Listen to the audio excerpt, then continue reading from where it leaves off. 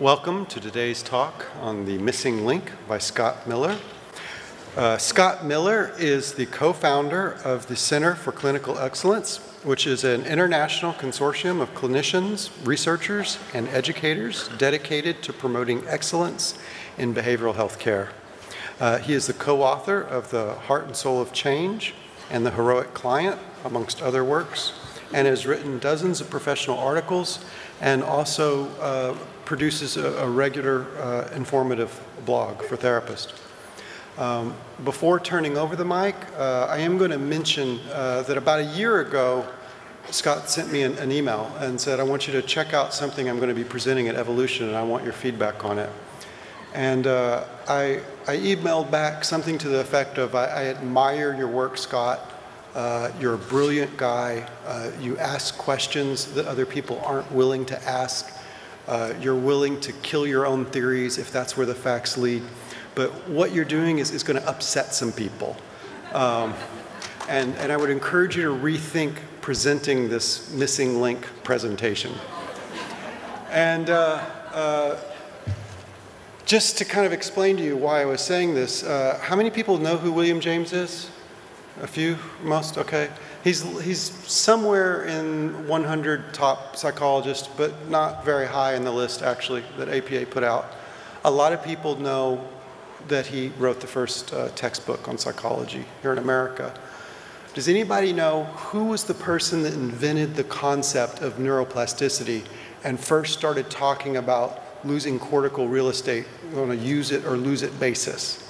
Anybody want to take a guess at who invented that concept and invented the word plasticity? It's a person we're not allowed to talk about these days. It was William James. Back in the 1870s, he was writing about this. Anybody want to take a guess at who opened the first psychological laboratory where there's physiological and psychological research being conducted at Harvard with PhD students in psychology? You want to guess who was the first one to open a lab? It's not William Wundt, which is in the history books. It's William James. He opened his 4 years ahead of William Wundt, who opened his in 1879. Anybody want to take a guess at who was the... Yes.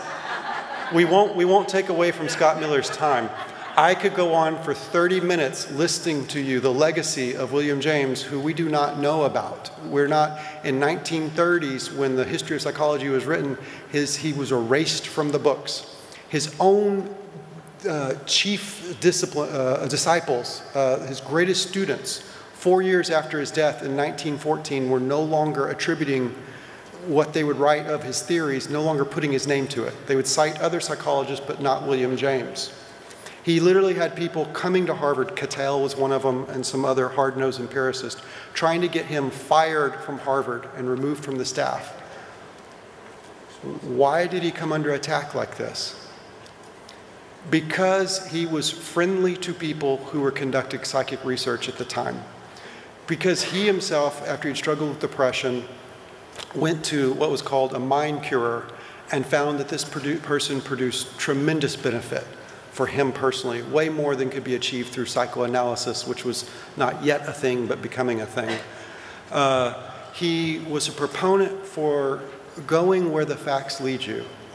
For if there's a phenomena that's impacting large numbers of people, let's research this phenomena and let's find out what it is. He was a genius beyond compare, probably one of the most brilliant psychologists in the last 100 years.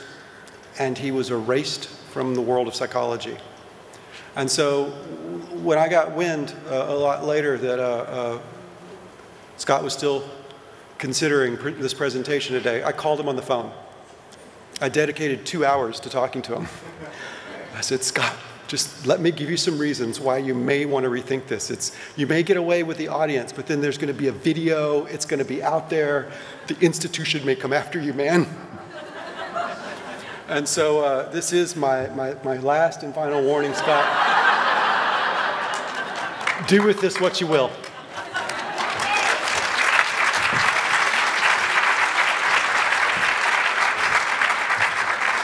All right, let's go meet in the Marriott bar. I am Scott, and thank you, Dan, for that kind introduction, and I take your cautions under advisement, and I've appreciated your feedback during the year as I've been preparing for this particular speech and sending versions of it to Dan and him kindly commenting and adding references, etc. I'm going to be talking about why the majority of people who could benefit from seeing us choose never to come to see us. All of the information that I'm going to be presenting, you can actually find on my personal website, which is at scottdmiller.com. scottdmiller.com. You have to have the D in between Scott and Miller. If you don't put the D in between Scott and Miller, you end up at another guy's website. And again, as I told people on Wednesday, he's a very nice guy, but it's not me. He's a Nashville bluegrass musician. If you click then on the About tab, another box is going to open up. Click on where it says Publications, and all of these pictures that I'll be showing you during the time that we have together, plus most of the articles I cite, you can find there as well. As you heard Dan say, I'm also privileged to be part of a group called the International Center for Clinical Excellence. This, I'm proud to say, is the largest web-based community of mental health professionals on the planet. It's people like you and me getting together to talk about clinical work behind a firewall, to share illegally copied articles and videos, and to learn from one another. And if you're interested in these ideas that I talk about today, you can go there, join. It costs nothing. There are no ads or come-ons to buy books or attend workshops. Just friendly people who are really trying to push the envelope a bit and improve the outcome of psychological services. This particular group, the ICCE, was formed actually right here at Evolution in 2009. And since that time has grown, as I said, to thousands and thousands of members. So the conference, the Evolution of Psychotherapy Conference, you've made it through the first 4 days, a couple to go. And the names and faces have changed a bit here at the conference, now in its 32nd year.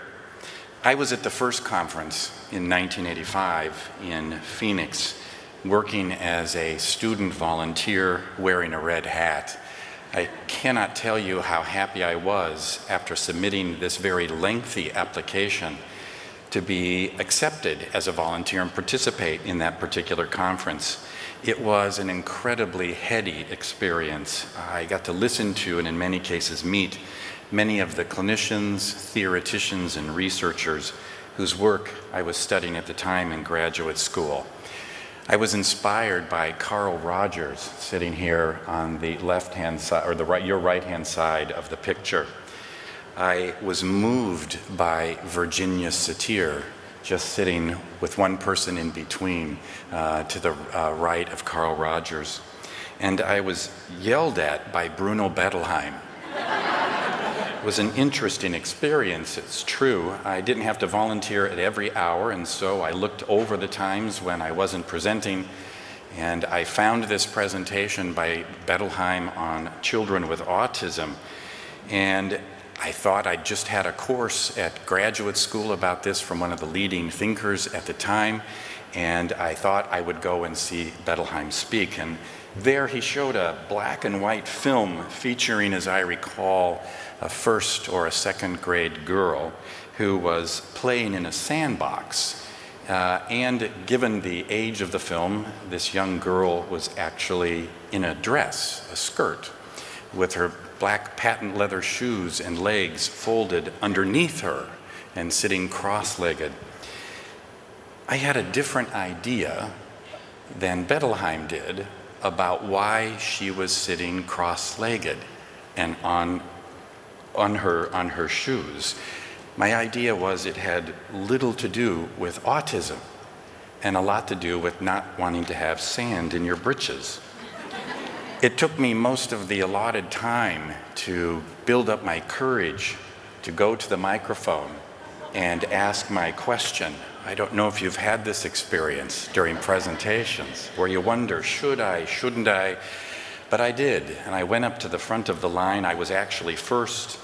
As the presentation ended, I asked my question, And Bruno Bettelheim said, "I will not answer a question like that from an insolent young man like you."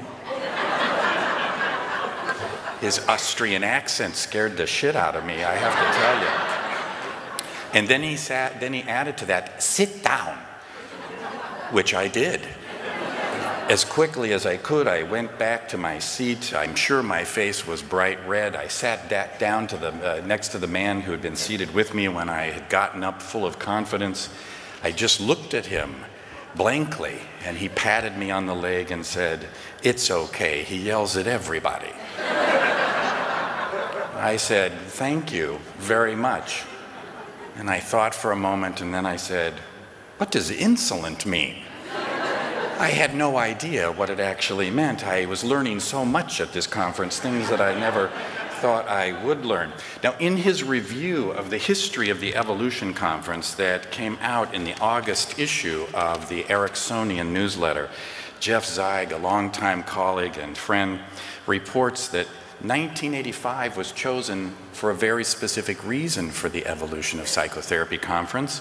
It was the 100th anniversary of Freud becoming interested in the psychological aspects of medicine.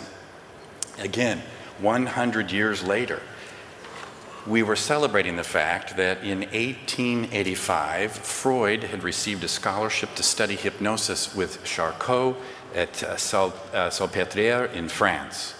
10 years later, as you may recall, the book Studies in Hysteria was published. And that single volume became a watershed in the history of psychotherapy. You probably remember a famous case from that particular book, Anna O.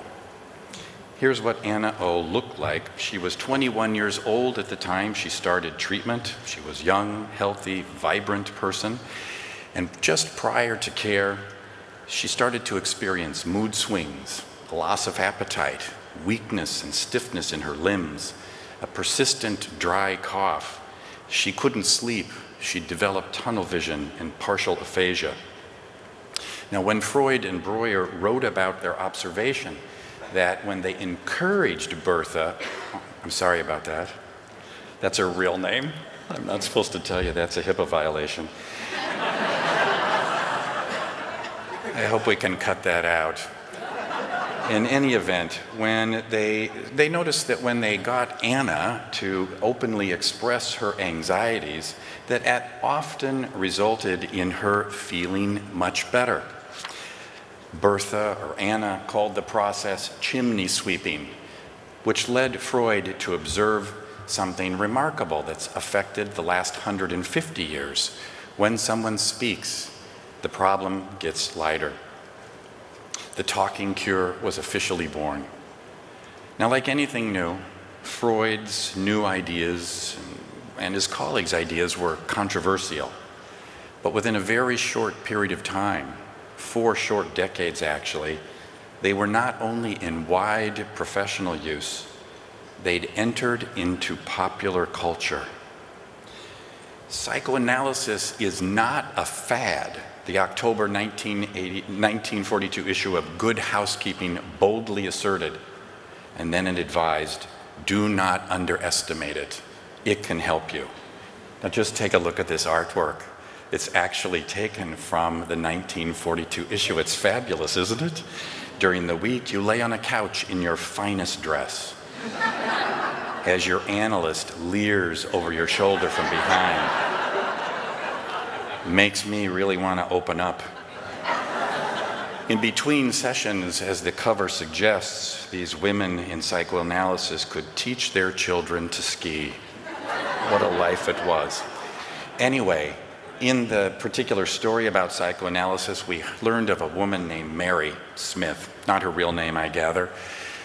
But this was a buyer for a large department store who, we learn, sought out treatment at the Institute for Psychoanalysis in Chicago, my hometown. Mary, according to the story, was feeling dejected, bewildered, and in despair. I felt the same way at the 1985 Evolution of Psychotherapy Conference. Mary's case was very serious, the article reassures us. According to the story, the psychoanalyst, after talking with her, determined she would require 5 sessions of treatment per week in order to get better. Maybe it would have required more, but the doctor didn't work on weekends. In addition, the article counseled, her treatment would be dear. It would be expensive. But if Mary wanted to get well, that was just the price she was going to have to pay. How would she be able to afford this? The article indicated she would have to give up going to cocktail parties, the hairdresser, and resting. Oh, the 1940s. Women's lives were grand. Psychoanalysis, as well as other forms of the talking cure, continued to grow in popularity, dramatically so, especially following the end of World War II. That is until 1952. If you think back about the history and the evolution of our field, 1952 is a very important year. It's that year that Hans Eysenck, a behaviorist, publishes a study in which he reviews 24 studies of psychotherapy, outcome studies. And his article sent shockwaves through the burgeoning community of mental health practitioners, researchers, and patients. Here's what his conclusion was. What? The results fail to support the hypothesis that psychotherapy facilitates recovery. In other words, psychotherapy in all its variants did not work. In fact, his study appeared to show that people fared worse in psychotherapy than if they'd had no treatment at all. Now, maybe we should have known this, or at least been suspicious, because after all, the Good Housekeeping article that contained the story of Mary Smith ended without exactly saying what happened to her. We didn't know what the outcome was. In stark contrast to that, Eysenck's conclusion was clear and inescapable. The talking cure, in terms of evolution, might best be considered an aberration rather than development in the process of healing.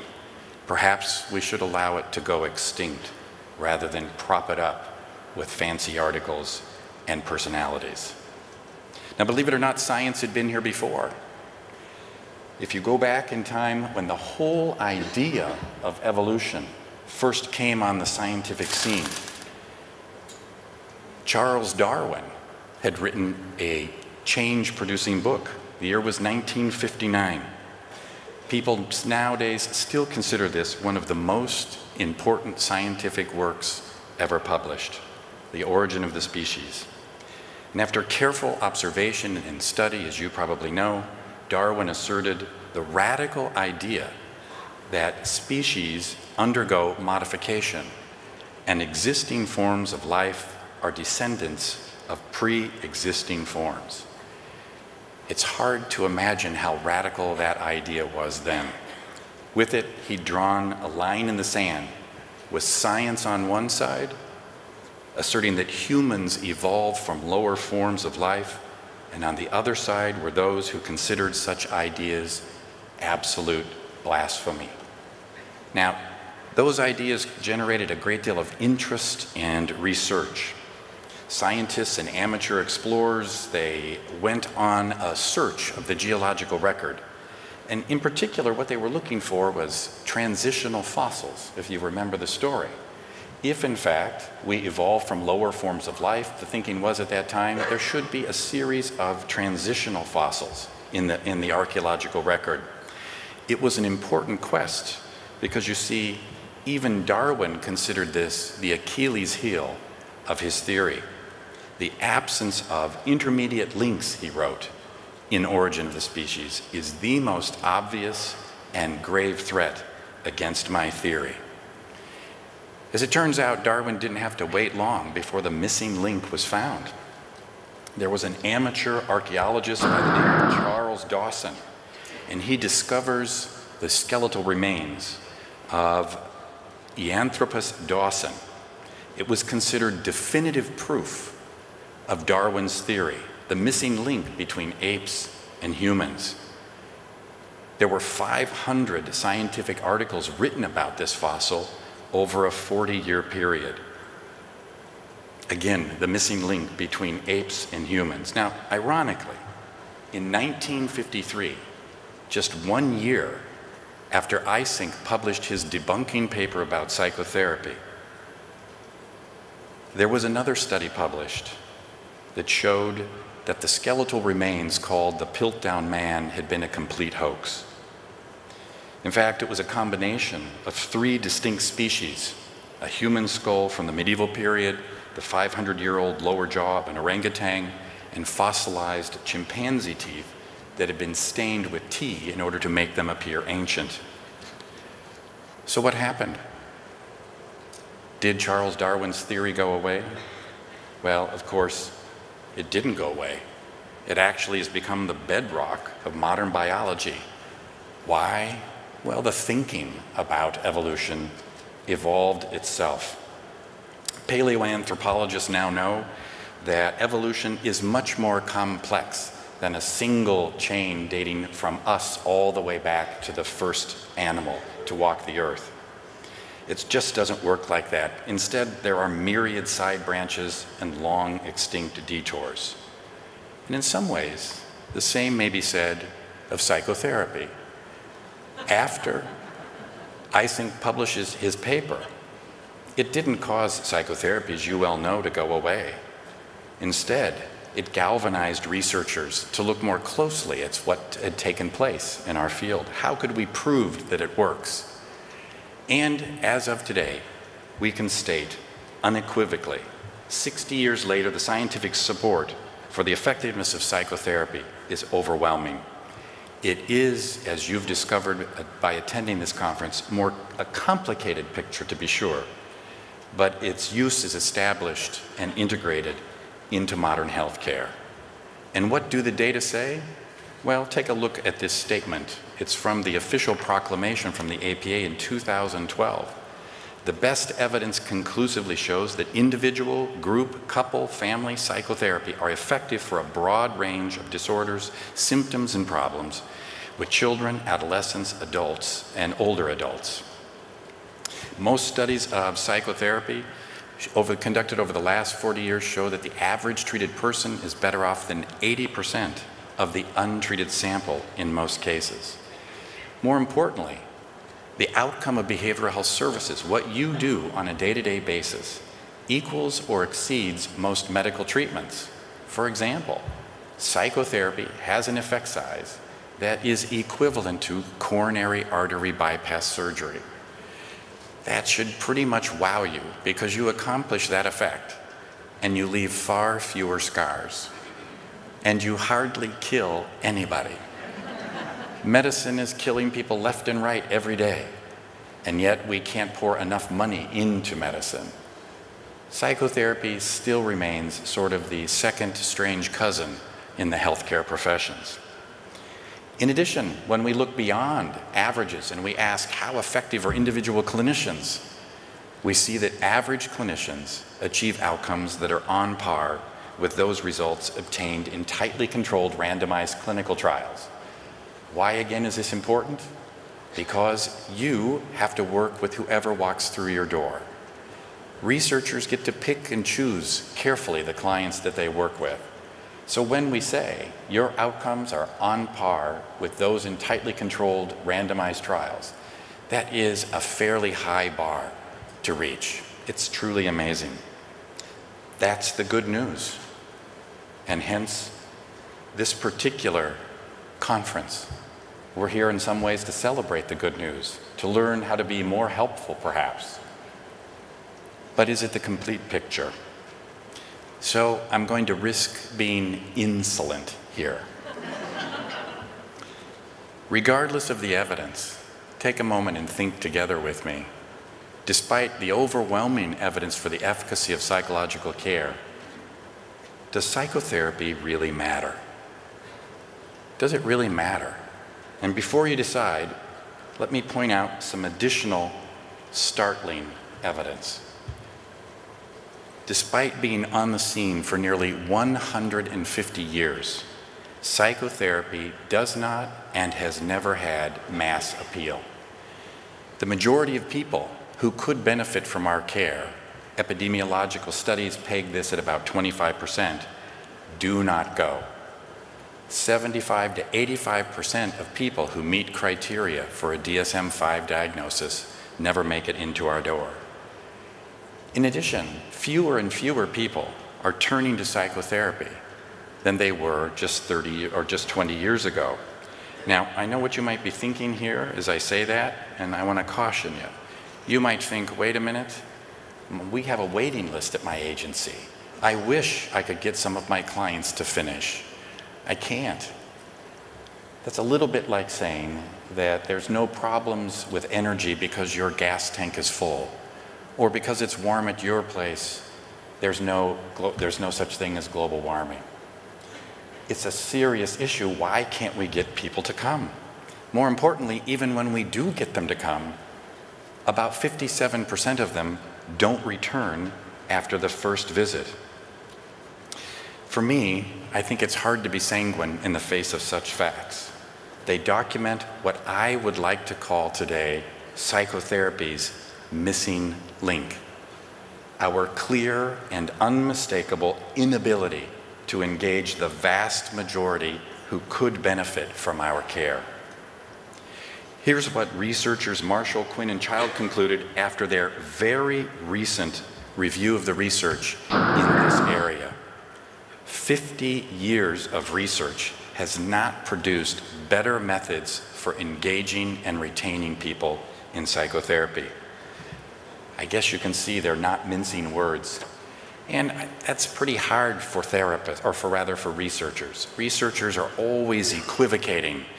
Usually in any research article, the last sentence is, of course, more research needs to be done. But here, no more research needs to be done. Unequivocally, we have not gotten better at engaging people and retaining them in care. Now that is a significant problem is recognized in the UK, where some very important work is being done. The government has launched a massive effort to try to improve people's engagement in psychological care. And to date, £1 billion have been spent in an effort to get people into psychological care. By 2020, another $1 billion will have been invested by British taxpayers in trying to improve people's access to and engagement in care. This amazing forward-thinking program called IAPT is the biggest, most deliberate expansion of mental health services in the world ever. And there's some good news. The good news is that since they've initiated the program, access to care has improved every single year of the project. And if you were in the last session with Don Meichenbaum, you heard him say that the recovery rates, when they measure them, for the people that are coming in are actually equivalent, much as I was telling you, with data from randomized clinical trials. In other words, clinicians working in real-world settings with real clients that have been encouraged to come by this massive outlay of resources are achieving very positive effects. Those are the facts at the present time, and they're good. But it's not all of the story. Here's the other part. Despite £1 billion being invested over the last 9 years, still 85% of people in the UK in need of services do not get treatment. And 56% of those who have been offered treatment, an appointment has been set, and they have made a time to come in, either don't make it into their first visit or discontinue after that first visit. Take a moment and let that sink in. I think the bigger problem is not figuring out which method to use with the clients in our office. I think the bigger issue is, how the hell do we get people to come see us, talk to us, recognize the value of this thing we're so proud of? Now, whenever I bring this subject up, the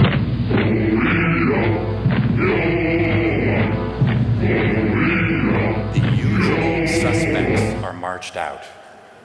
Here's how we account for why people don't come to see us. Stigma, cost of treatment, lack of insurance, no access to services or providers, denial, and ignorance. But I want you to think about the IAP program, where there was no cost of the service.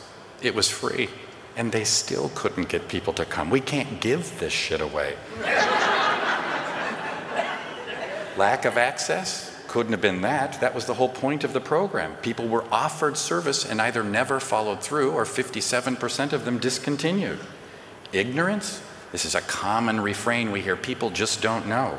In the last surveys gathered here in California, actually, it indicated that less than, actually 20%, well, now wait a minute. Couldn't be that most adults surveyed agreed psychological treatment was effective. How many? 80%. Couldn't be ignorance. People think it works. They just won't come. And stigma? This is always hyped as a cause for people not coming into care. But among westernized nations, less than 3% of people surveyed cite stigma as a major barrier to getting the help that we have to offer. So, where does this leave us? I'm fond of Sherlock Holmes. Sherlock Holmes, in The Sign of Four, made the following observation. Once you remove the impossible, whatever remains, no matter how improbable, must be the truth.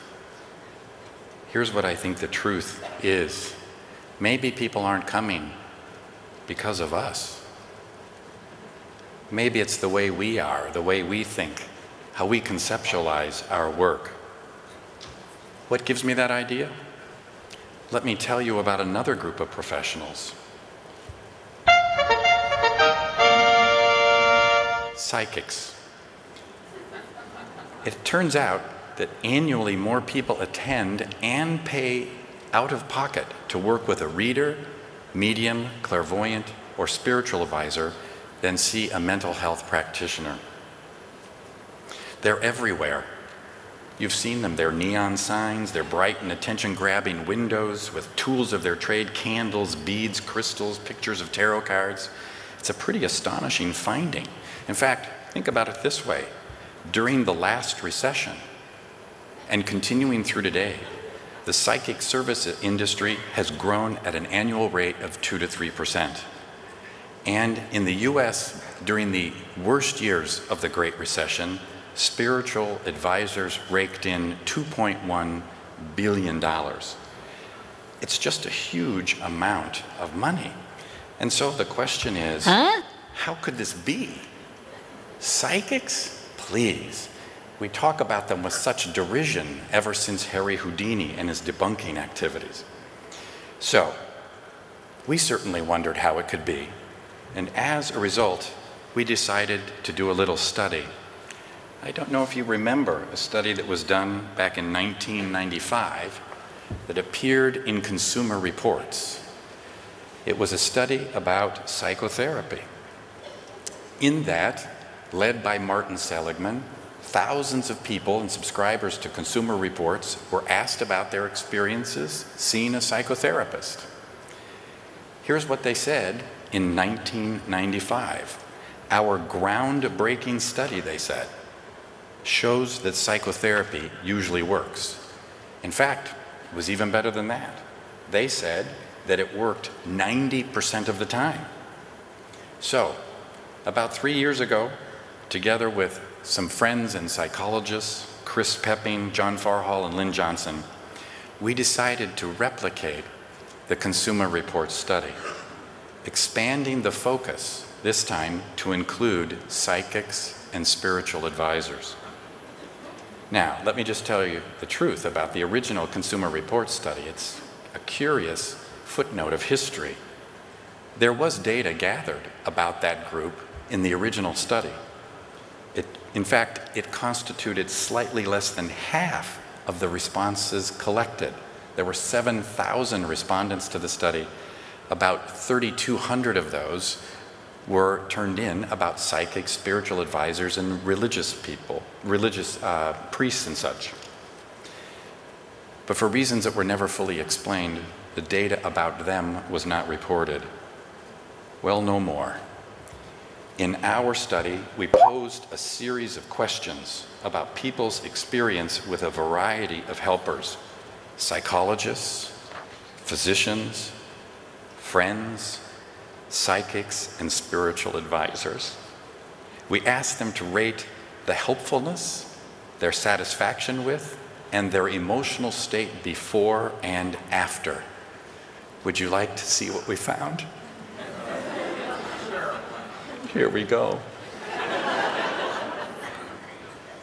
The psychics actually were significantly better than the mental health professionals, who were better than the physicians, who did somewhat better than the group that scored lowest in terms of helpfulness, and that is friends. What accounted for the differences?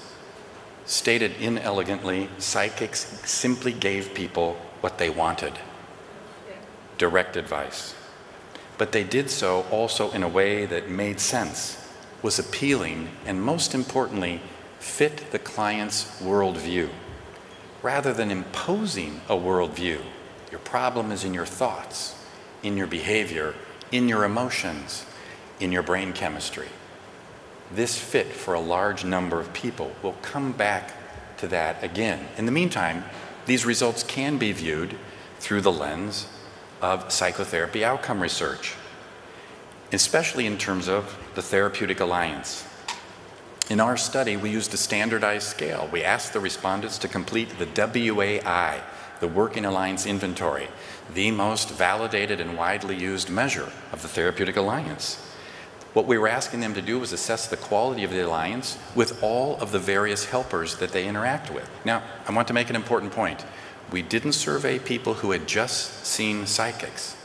We surveyed people who saw psychics and had seen a psychologist and talked to a physician and had seen a friend. Would you like to see how well it lined up in terms of who formed better therapeutic relationships? You guys are glutton for punishment. Or that you're not listening, you've had enough, you're full of the conference, and you've just decided, I don't know what room I am in actually at the present time. Here's what we found. Psychics form stronger alliances than mental health professionals, who form stronger alliances than physicians, who form stronger alliances than friends. Now, one critical element in that alliance that the data showed us was that these psychics, their way of working fit with clients' preferences, their culture, their background, and most importantly, their worldview. In particular, one aspect of their worldview, and that is something that cognitive scientist Bruce Hood calls the supersense, defined as the powerful sense that there are patterns, forces, energies, and entities operating in the world that go beyond the boundaries of natural phenomena. Of course, for millennia, those believed capable of tapping into those forces were deemed healers. But really, for the first time in history of healing, our field has largely pushed those ideas aside, labeled them superstition, limiting our practice to a strictly medico-materialistic point of view. I wonder, could the reason be that people are not coming to see us be due to the fact that our practices, protocols, and methods simply fail to sing to their souls? I wonder, as the old adage goes, what comes around goes around. As you heard from Dan, we've been down this road before. The findings of our own study are a mere replication of the extensive work that was done in the late 1880s by Will James. At that time, again, as you heard Dan say, he was investigating psychics, mediums, and practitioners of what was called the mind cure or New Thought movement. Curiously, we look to Freud as the pioneer in the field of psychotherapy. I really think that's a mistaken point of view. In truth, American psychotherapy at least owes its origins to the mind cure and New Thought movement that was the subject of James' explorations way back in the 1890s. In fact, the whole concept of the therapeutic relationship was first talked about by William James in his connection to the mind cures. Here's what he said. This was a letter written on March 17, 1894. And he was talking about the results that the mind cures achieve. They, the psychic healers, are proving by their most brilliant new results that the therapeutic relation may be what we can at present describe only as a relation of one person to another person. In talking about the alliance, he saw something that our field would not pick up for another 50 or 60 years. But as you heard Dan point out, James paid a pretty heavy price at the time, coming as it did at a time when medicine was professionalizing and wringing out of medicine anything that smacked of non-science.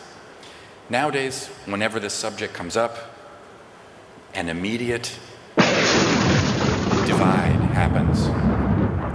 We divide instantly into two camps. This phenomenon of dividing into camps was first described in the 1940s by an experimental psychologist whose name was Gertrude Schmeidler.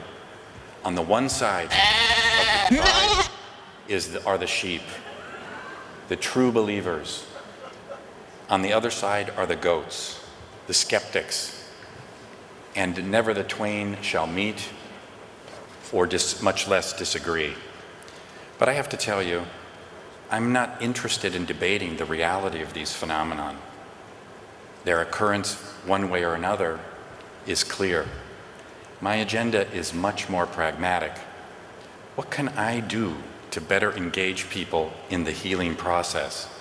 What can I do to widen the doorway in to the healing that we all offer on a day-to-day basis to the people that we work with? For that to happen, I think the answer is clear.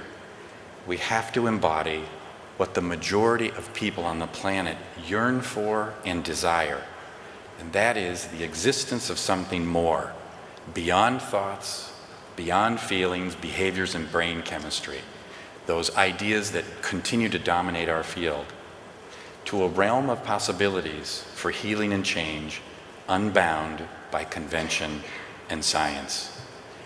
In other words, I think it's time, as physicist Nick Turok has once said, to connect our science to our humanity, and in doing so, raise the sights of both. Thank you very much.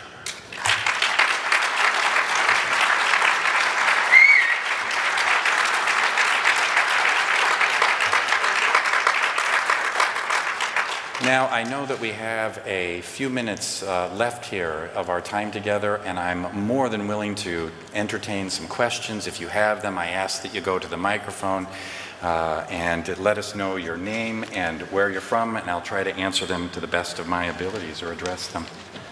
Yes? I'm Chris Mackey, a psychologist from Geelong, near Melbourne in Australia. And I think what you say is very telling in terms of a split in our field. Sometimes I find that when I tell colleagues that we've got outcome data on over 2,500 adults, they think I'm very scientific. When I tell them I've written a book on synchronicity, they sometimes think I'm wacky. Yeah. But to the general community, they don't respond like that. They think talking about synchronicity very closely fits their experience, and it very closely fits the phenomenon of quantum entanglement based on quantum physics from 100 years ago. So I think the problem is our view of science is very much a Newtonian model of science, over 100 years old, whereas most of the general community is caught up more with the sensibilities of more of a quantum science. And so if they relate to psychic experience, it fits a more modern brand of science. I wonder what your thoughts are on that. Yeah, I don't know enough about quantum physics to comment in an articulate way, and I don't think we need that even. I think we can simply embrace the fact that many, if not most people, when you scratch the surface a bit, have a sense that there's more to the world than meets the eye. And when we embrace that our outcomes, or rather that the doorway into therapy could be expanded. By the way, that's what's happened in China and India. Here's an article that was in the New York Times just last year. In the past decade, China and India have taken steps to expand access How have they done that? By including traditional healers, herbalists, and spiritual guides in the provision of healthcare. So other people are doing this. In the US at least, care is being ratcheted and limited to and tied to specific so-called evidence-based treatments. I find this strange, really, given the data. Thank you. Yes?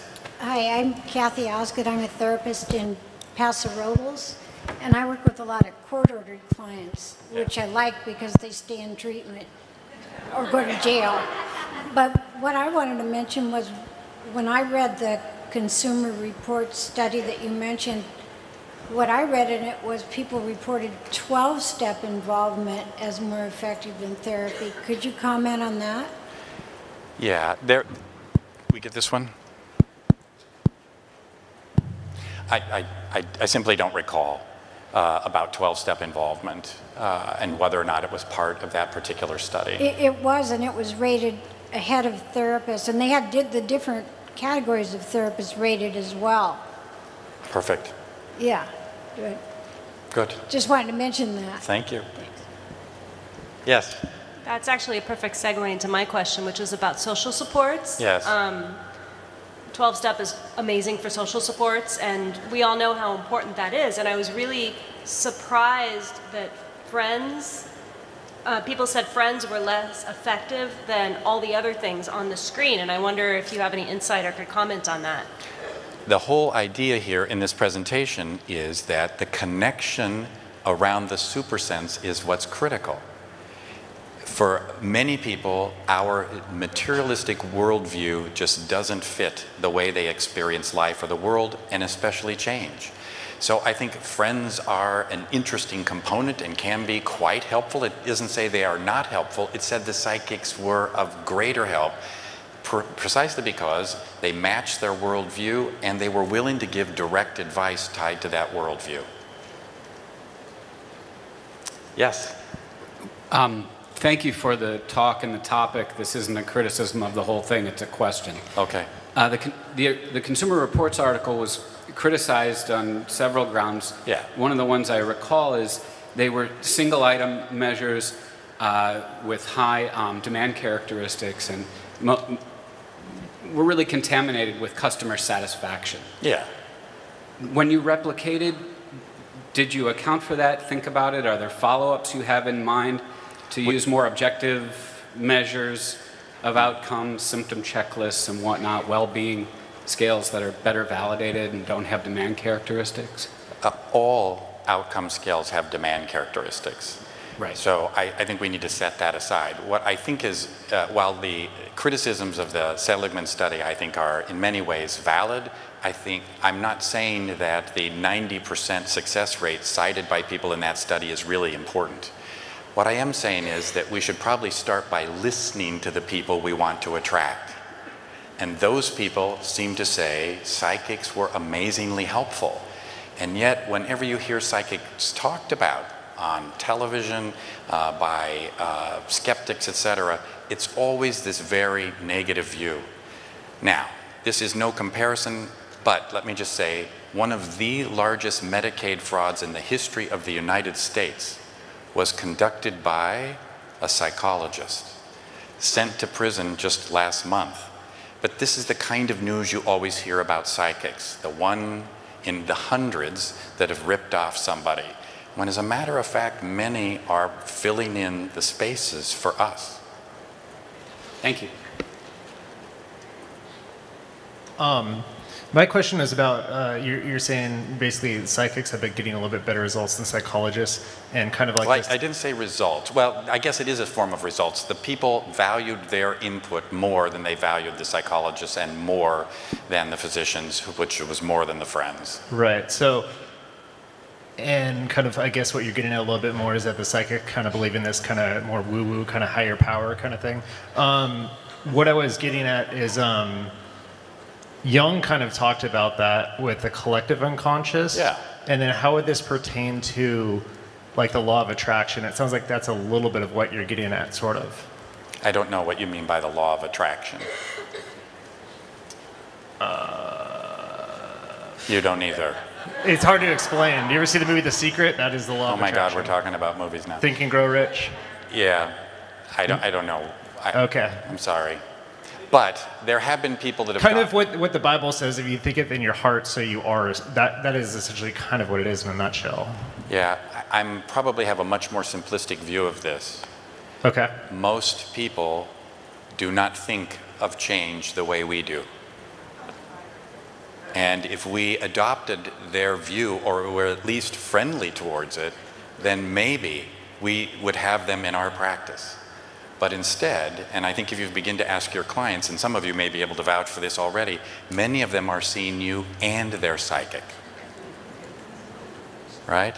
Many of them, after they see us, are going to see their psychic to figure out what the hell you said and if it's actually going to work. Right? So it's a much simpler idea. Yes? Yeah. Hi, Scott. Hi. I saw your presentation on Wednesday, and I really appreciate the idea of bringing this into the narrative here.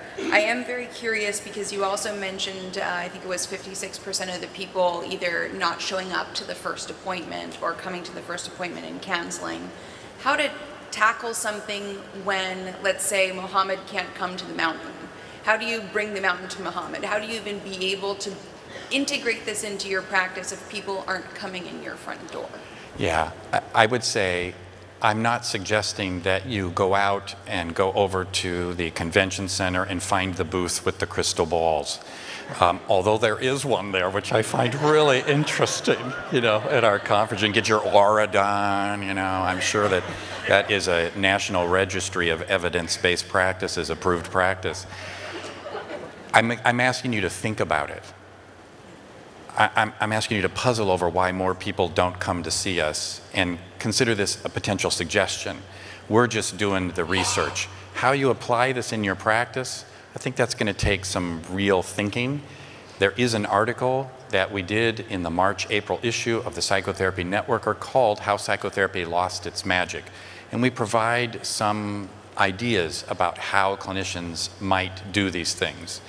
And there is a bit of a creep already into the profession of things that would be labeled pseudoscience by any serious scientist that have this flavor. So let me just mention, because I know you know some of them, the energy-based treatments. Their particular ideas would be labeled by any serious scientist, I believe, as pseudoscience. And yet, the stuff seems to work about as well as everything else. And maybe this expands the door of people getting in to see us in some way. The mantra has to be, whatever works, as long as it's ethical and the client is committed and you're committed to the process. I hope that helps and it's not too vague. That does, thank you. Thanks. Hi. Hi, Dr. Miller. I have a, I guess, kind of related and maybe overly pragmatic question. Yeah. If I, in my practice, take steps to embody this broader range of healing, Yeah. the thing that I'm offering, that I put out into the world, I still call psychotherapy. And if that thing called psychotherapy is socially understood as being in a more narrow scientism kind of framework, Yeah. it feels like I would be swimming upstream. Yeah. And I wonder whether you have any sort of pragmatic guidance about that, even if it's as simple as, I mean, not meaning to be glib, but do we all go and call ourselves coaches? Like, what does it look like? Well, a lot of people are doing that to just avoid the tremendous burden placed on them by regulation and paperwork and such. The book that we're doing next is called Healing in the Age of Science. And healer is what I'd rather be known by than a therapist. My professional discipline is as a psychologist. Oh, thank you. Thanks. My dad is over there. Thanks, Dad. Yeah, we'll talk later. Yeah, I think that's a really important question, and I think we ought to start rethinking that. Psychotherapy has a very narrow, boundaried definition that's increasingly problematic. And I'm going to say something really bold, and I hope you take it the right way. I'm really not interested in therapy. I'm interested in being with people in any way that results in healing. Thank you.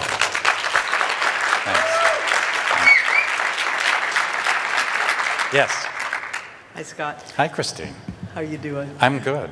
Good. I loved your presentation the last hour. Thank you. I'm trying to shape what you do next. I know. Yeah. I'm following you, so that's Good, okay. very good, okay. Scott, I was curious because you're labeling the one category psychic, but Yeah. if I heard you correctly when you were speaking, you're saying those people are people who went to psychics or ministers, priests, religious people, and I assume you did your study in the United States, and the majority of people in the United States are involved in some kind of organized religion. I know lots of people who believe very strongly in a faith-based approach would trust much more so what their minister, priest, whatever. So I'm just curious, in that group you're calling psychic, what percentage of those people saw a religious person as part of a faith-based system? For the purposes of our study, which, by the way, these are the initial results, we have about 600 people in each category, and they are Australian and New Zealanders. Okay. So the same question. What Same percentage question. of them were seeing? And when I say psychics, we have limited in the reporting in this presentation, we've limited the report here to psychics, genuine psychics, or spiritual advisors, having the meaning not a priest or a minister. Okay. So a spiritual advisor, a medium, or a psychic. Okay. And most of those were readers. People he would either do a character style reading, sit with you, read your palm, or do tarot cards with you. Okay, thanks. Yeah, you're welcome. Hi, good afternoon. Hi My name there. is Claudette Bailey. I'm Jamaican. I live in Miami, Florida, and I work with a diverse population of black immigrants, African Americans. I look around here and I see that people of color are underrepresented. We're underrepresented as clients. We're underrepresented as providers. And I want to know, what is psychotherapy going to do for individuals, especially from Black Caribbean nations, who come in, who need psychotherapy, but do not necessarily have a westernized approach to mental health care? Yeah. Well, I think your observation is spot on, number one. Number two, I don't know that everyone, as I'm saying, I don't know everyone needs psychotherapy. I think we have to really rethink that whole idea and instead focus on healing. My colleague and my friend Paul Leslie, for example, has written extensively about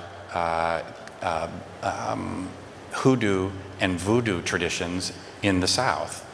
And his work in that particular area, I think, is exciting and interesting and fits the culture in which he works. So what do we have to do? I think we have to open the door and start learning other ways of thinking and working with people.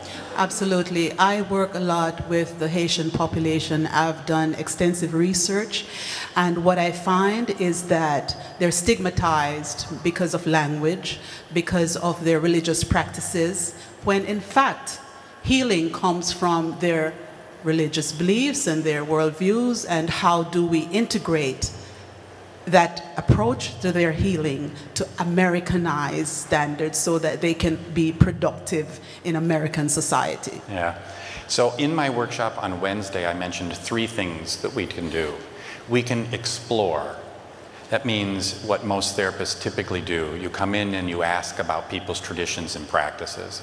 The second one is to enter, to actually start to be curious, interested, and get off the tour bus and actually interact with people and their traditions. The third, I think, is the most challenging and perhaps frightening, and that's to embody these traditions, begin to embody these traditions. And that's a long road, I feel. Thank you so much. You're welcome. Bob Sigmund, Columbus, Bob. Indiana. Hello, Scott. Question then, have we made a mistake in our field by over-focusing on therapies like CBT, the cognitive? And should we be focusing more on therapies that are more mystical, perhaps, where we don't really know why or how they work? We don't know how, well, I should take it back. Our therapy models all claim to work because of specific ingredients contained within them. There is no evidence that any of those techniques that are used are actually causally necessary for change, and yet we do them. Now, if you are from a strict materialistic medical point of view, you then have to rightly conclude that what we're doing is superstitious behavior. Let that sink in. Superstition is when you do something believing that what you're doing is related to the outcome. I'm telling you, I can't find any evidence of that. That's where I've spent my life researching. So, we are already mystical. The key is to broaden the approach beyond the mysticism defined within the parameters of a medical, materialistic point of view. We'll do one more and then we'll end here. Yeah, so the hypothesis is that it's the causal fact that the worldviews don't match, which would explain why people would drop out after the first session. But how do you explain the large number of people who don't show up for the first appointment? Yeah, I would say it's the same exact reason. The same reason. It doesn't even enter. The woman that was from Jamaica who was just here, I'm going to go see a therapist that embodies a particular cultural value and worldview that is completely alien to me and actually stigmatizes me. My beliefs are somehow viewed as pathological. I don't think it's very hard to figure out why people don't want to come to that. But they make the initial appointment and then don't show up, which seems to be something else, perhaps. Desperation causes people to do a lot of shit. Right? Thank you very much.